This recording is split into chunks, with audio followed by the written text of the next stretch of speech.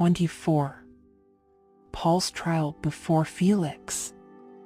5 days later, the high priest Ananias went down to Caesarea with some of the elders and a lawyer named Tertullus, and they brought their charges against Paul before the governor. When Paul was called in, Tertullus presented his case before Felix. "We have enjoyed a long period of peace under you, and your foresight has brought about reforms in this nation. Everywhere and in every way, most excellent Felix, we acknowledge this with profound gratitude. But in order not to weary you further, I would request that you be kind enough to hear us briefly. We have found this man to be a troublemaker, stirring up riots among the Jews all over the world. He is a ringleader of the Nazarene sect, and even tried to desecrate the temple, so we seized him. By examining him yourself, you will be able to learn the truth about all these charges we are bringing against him." The other Jews joined in the accusation, asserting that these things were true. When the governor motioned for him to speak, Paul replied, "I know that for a number of years you have been a judge over this nation, so I gladly make my defense. You can easily verify that no more than 12 days ago I went up to Jerusalem to worship. My accusers did not find me arguing with anyone at the temple, or stirring up a crowd in the synagogues or anywhere else in the city. And they cannot prove to you the charges they are now making against me. However, I admit that I worship the God of our ancestors as a follower of the way, which they call a sect. I believe everything that is in accordance with the law and that is written in the prophets. And I have the same hope in God as these men themselves have, that there will be a resurrection of both the righteous and the wicked.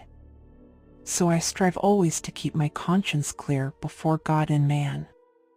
After an absence of several years, I came to Jerusalem to bring my people gifts for the poor and to present offerings. I was ceremonially clean when they found me in the temple courts doing this.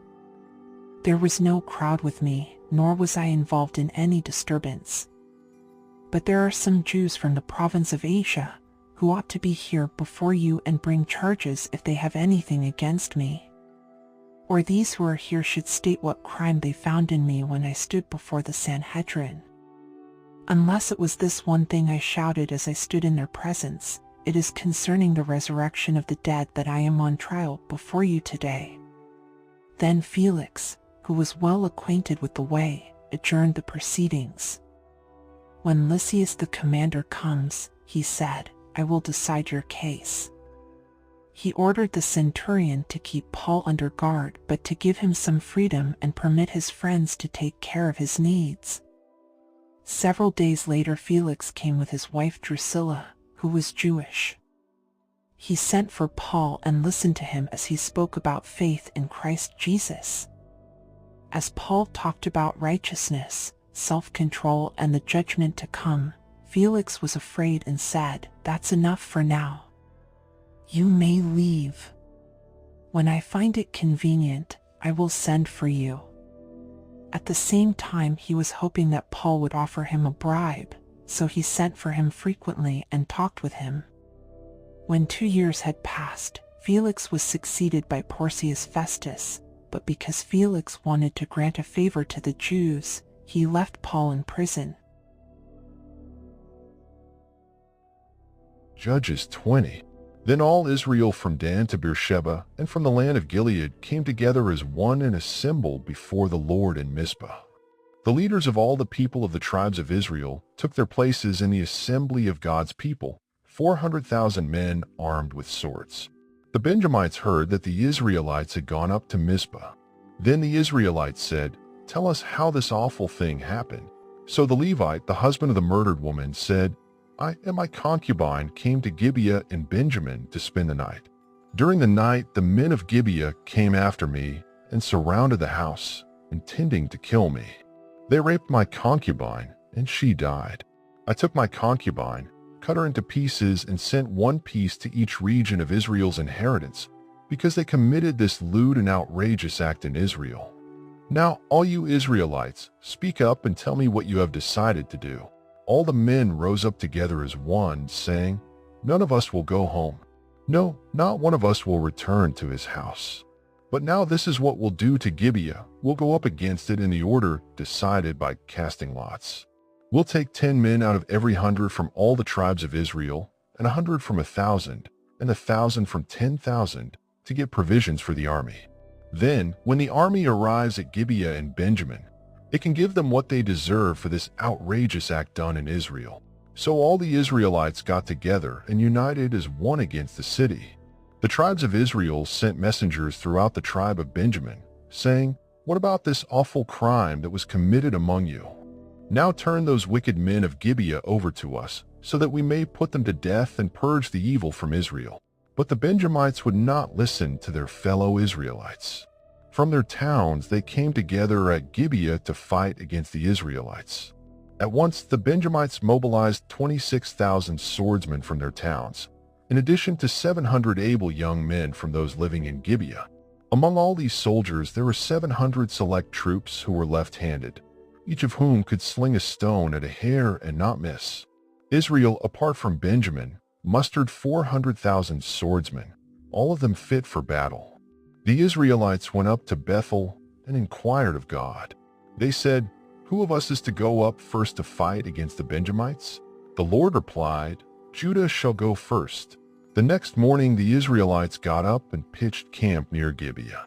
The Israelites went out to fight the Benjamites and took up battle positions against them at Gibeah. The Benjamites came out of Gibeah and cut down 22,000 Israelites on the battlefield that day. But the Israelites encouraged one another and again took up their positions where they had stationed themselves the first day. The Israelites went up and wept before the Lord until evening, and they inquired of the Lord. They said, "Shall we go up again to fight against the Benjamites, our fellow Israelites?" The Lord answered, "Go up against them." Then the Israelites drew near to Benjamin the second day. This time, when the Benjamites came out from Gibeah to oppose them, they cut down another 18,000 Israelites, all of them armed with swords. Then all the Israelites, the whole army, went up to Bethel, and there they sat weeping before the Lord. They fasted that day until evening and presented burnt offerings and fellowship offerings to the Lord. And the Israelites inquired of the Lord.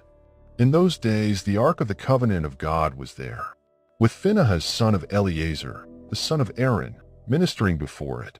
They asked, "Shall we go up again to fight against the Benjamites, our fellow Israelites, or not?"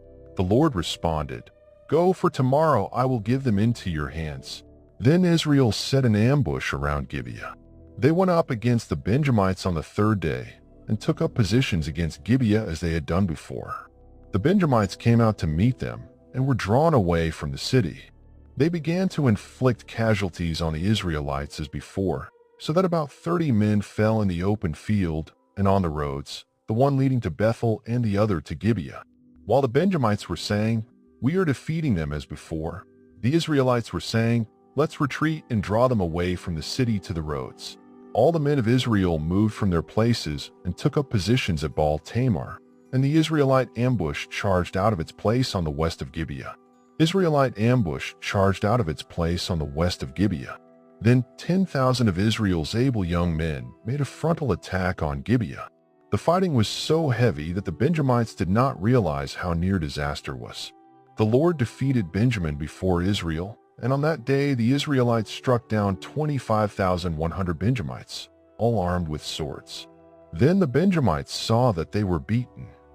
Now the men of Israel had given way before Benjamin, because they relied on the ambush they had set near Gibeah. Those who had been in ambush made a sudden dash into Gibeah, spread out, and put the whole city to the sword.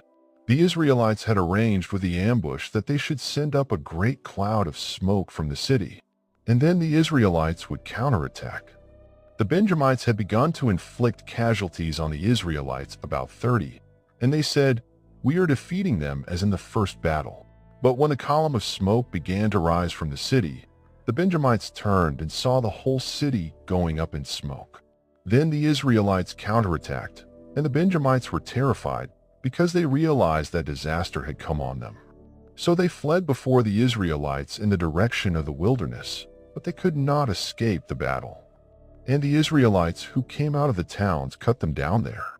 They surrounded the Benjamites, chased them, and easily overran them in the vicinity of Gibeah on the east. 18,000 Benjamites fell, all of them valiant fighters.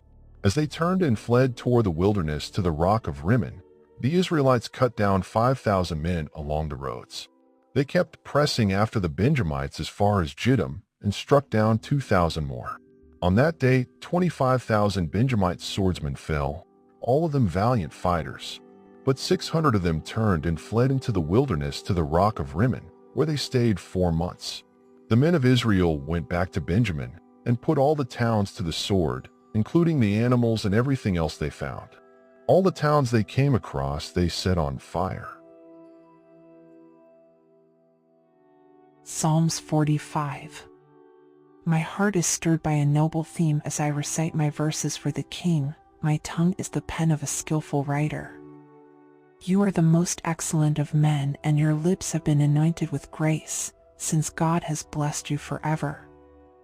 Gird your sword on your side, you mighty one, clothe yourself with splendor and majesty. In your majesty ride forth victoriously in the cause of truth, humility, and justice. Let your right hand achieve awesome deeds. Let your sharp arrows pierce the hearts of the king's enemies. Let the nations fall beneath your feet. Your throne, O God, will last forever and ever. A scepter of justice will be the scepter of your kingdom. You love righteousness and hate wickedness. Therefore God, your God, has set you above your companions by anointing you with the oil of joy. All your robes are fragrant with myrrh and aloes and cassia. From palaces adorned with ivory the music of the strings makes you glad. Daughters of kings are among your honored women. At your right hand is the royal bride in gold of Ophir. Listen, daughter, and pay careful attention. Forget your people and your father's house. Let the king be enthralled by your beauty. Honor him, for he is your Lord.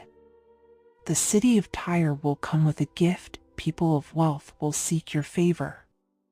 All glorious is the princess within her chamber. Her gown is interwoven with gold. In embroidered garments she is led to the king. Her virgin companions follow her, those brought to be with her. Led in with joy and gladness, they enter the palace of the king. Your sons will take the place of your fathers. You will make them princes throughout the land. I will perpetuate your memory through all generations. Therefore the nations will praise you forever and ever.